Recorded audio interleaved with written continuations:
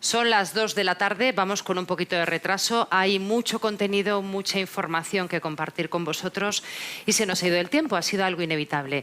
Vamos a acabar con una ponencia y para nosotros es la ponencia magistral. Don Luis Garicano Gabilondo, eurodiputado de Ciudadanos, pertenece al Parlamento Europeo. Él es vicepresidente en Europa Renueva y el título de su ponencia son los fondos del Plan de Reconstrucción de la Unión Europea. Es una oportunidad para transformar España. Aquí tengo a don Gonzalo Iturmendi Morales, que es secretario de nuestra asociación. Gonzalo. Pues muy brevemente, pues para decir por qué queríamos hacer esta ponencia aquí. Nos parece una oportunidad histórica la que España está teniendo con esos fondos de 140.000 millones de euros. Don Luis Garicano nos va a decir cómo, por qué hay que hacer para acceder a estos fondos desde el punto de vista de la empresa, los proyectos a presentar, etcétera. Adelante. Estupendo. Pues don Luis Garicano tiene el uso de la palabra. Puede iniciar su intervención cuando usted quiera. Muchísimas gracias. Muchas gracias. ¿Se me oye bien y se ven bien las diapositivas?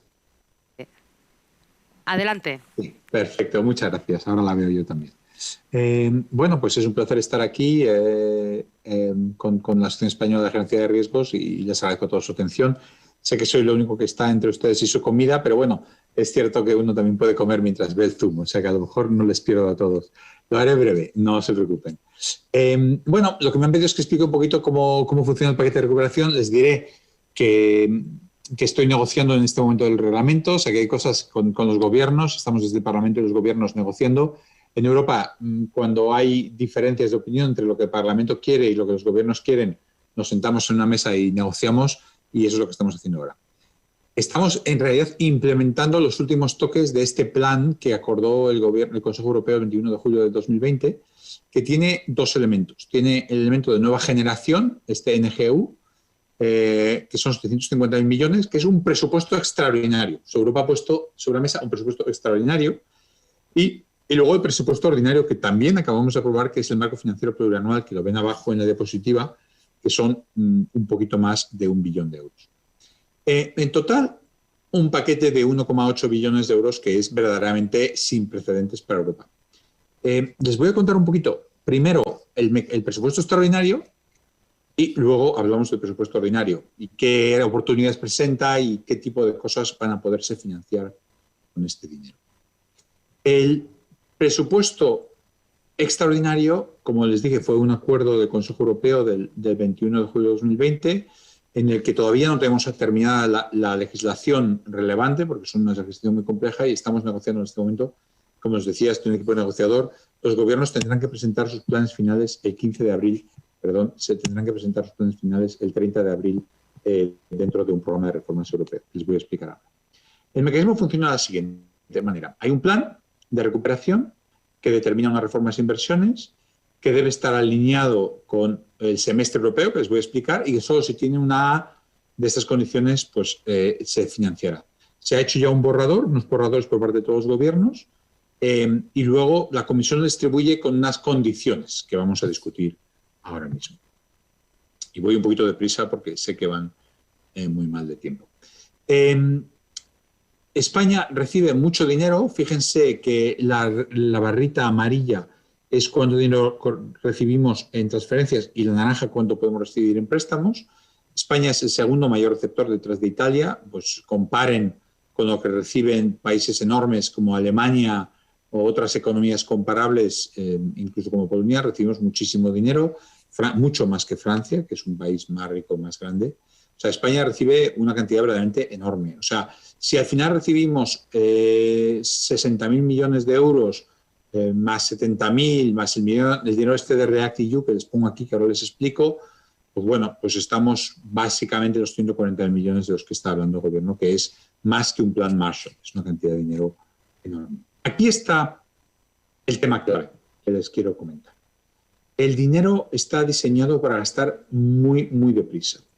Hay que comprometer sus empresas, si tienen que concursar alguno de estos fondos, tienen que conseguir comprometer todo el dinero entre el 21 y el 22, no todo, 2/3 del dinero. Todo el dinero de REACT-EU, que son 13.000 millones, más 42.000 millones del otro dinero, hacen 55.000 millones, que son los 27.000 millones cada año que está calculando el gobierno. No es cuando se va a pagar, nos lo van a pagar el 22, 23, 24, unas barritas que ven abajo de desembolso. Es cuando tenemos que comprometerlo, ¿de acuerdo? Que es en el año 21 y 22. Esto es un problema, porque España es un país que ha tenido siempre muchos problemas para ejecutar fondos europeos. Estamos a la cola en la ejecución. En el periodo anterior teníamos 60.000 millones para gastar, de los que solo gastamos una proporción pequeña, porque nos han quedado 5.000 millones sin asignar y 36.000 millones sin gastar de los 56.000 millones. Imagínense qué trágico para un país con los problemas presupuestarios que tiene España. ¿Cómo de malo es eso? Pues miren, aquí está el plot de la Unión Europea en el que dice quién ha gastado menos, quién ha comprometido menos y quién ha gastado menos, y España está en la esquina más abajo, en la esquina peor de ejecución y de gasto. Les he dicho que la condicionalidad será importante y que tiene que ver con una cosa que se llama el semestre europeo. ¿Qué es eso del semestre? El semestre es un proceso anual en el que Europa evalúa y coordina las políticas económicas de cada país y hace una recomendación, ¿de acuerdo? Entonces, estas reformas y este dinero habría que gastarlo en el semestre europeo. ¿Qué nos pide en Europa el semestre europeo? Bueno, pues nos piden que controlemos el crecimiento del gasto, que invirtamos en verde, que aseguramos la unidad de mercado y que mejoramos la contratación, contrato único, el abandono escolar, etcétera, etcétera. Estas son las cosas principales que nos piden. Incluyen, como ven, reformar las pensiones, etcétera. Y la cuestión que todos estamos intentando valorar es esta condicionalidad, cómo de seria, cómo de fuerte será. ¿Realmente se exigirán estas condiciones con nivel momento o no? Yo creo que el Gobierno está, digamos, pensando que no van a ser exigidas y yo creo que sí va a haber esta exigencia. Vamos a ver cómo se desarrolla. Ahora les cuento. Bueno, empecemos a pensar en cómo hay que gastarlo. La Comisión Europea, y el Parlamento está esto negociándolo ahora, pero vamos a usar estos siete elementos, nos da 7 áreas en las que gastar el dinero. Y les invito a que hagan el ejercicio mental de pensar en sus empresas en estas áreas cómo pueden contribuir. Tecnologías limpias de energías renovables, que se llama Power Up. Rehabilitación de edificios, Renovate. Transporte sostenible, accesible e inteligente, Recharge and Refuel. Conectividad de banda ancha, Connect. La digitalización de la administración, que es el programa de Modernize. La computación en nube, Big Data, digitalización, Scale Up. Y la formación es importante en habilidades digitales. Entonces, en todas estas banderas hay que hablar de cuáles son las inversiones, cuáles son las reformas y dónde hay que llegar. Las reformas que yo creo que dentro de estas habría que hacer serían asegurar que España crea empleo de calidad, asegurar que nos transformamos en educación, asegurar que somos una potencia en economía verde, devolver a la sanidad su liderazgo mundial y tener una administración digital eficaz y transparente. ¿Cuál es la situación actual? Les voy a ser muy sinceros. Ya les han dicho que soy vicepresidente del Grupo Liberal en el Parlamento y portavoz del Grupo Liberal. O sea que bueno, no les sorprenderá, pero yo sí que les digo que hemos estado intentando negociar con el Gobierno, que hemos intentado negociar en Europa todo lo que hemos hecho, lo negociamos con socialistas y populares, que tenemos la mejor voluntad de sacar cosas a cambio y que la realidad es que lo que vemos es que el Gobierno de España no tiene un plan, lo ha metido en presupuesto, ha metido 27.000 millones en presupuesto regando ministerios.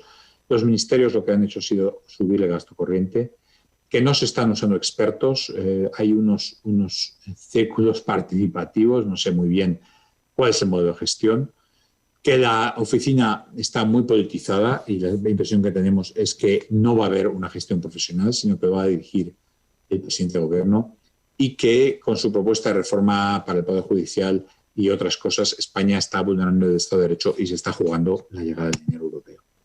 Les decía que hay dos tipos de fondos, que hay unos que son estructurales y, digamos, habituales en el presupuesto ordinario y otros en el presupuesto extraordinario. Mi compañera Susana Solís es la que está trabajando en estos fondos ordinarios, yo soy la que trabaja en los extraordinarios.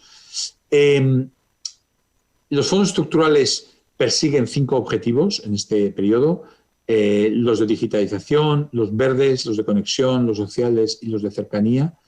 En principio, 1 y 2, innovación y digitalización por un lado y verdes por otros, serán el 80% de los fondos que haya, con una cofinanciación muy alta por parte de Europa. El primero del que les quiero hablar es REACT-EU. Es un fondo muy grande, del que España recibe una gran cantidad, pero que se va a estar usando principalmente para sistemas sanitarios, pymes y ERTES. Este dinero para las empresas no va a ser muy relevante porque lo que va a hacer es financiar todas estas medidas extraordinarias que hemos tenido. Luego, dentro del presupuesto ordinario, hay un segundo fondo que solo afecta a los que de ustedes sean de Asturias, León, Palencia, Coruña, Teruel, Cádiz, Almería y Córdoba. El presidente de la asociación es de ArcelorMittal. Y ahí en Asturias habrá fondos de transición justa, que son ¿para qué? Son para financiar la transición de las regiones y provincias que tengan problemas para adaptarse al cambio climático, la lucha contra el cambio climático. Ahí hablamos de tecnología limpia, digitalización, regenerar los terrenos, buscar empleo, etcétera, etcétera. En general, por concluir, y ya les digo que he corrido un poco por necesidad y porque sé que van ustedes con muchísimo retraso, en general, los proyectos financiables son proyectos verdes.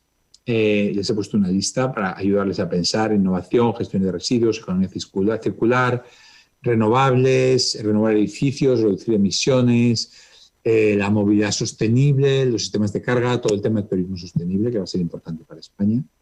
Hay fondos para digitalización, digitalizar pymes, administración digital, habilidades digitales, conectividad, ciudades inteligentes, sensorización de ciudades, facilitar que los cruces estén conectados con la luz, etcétera.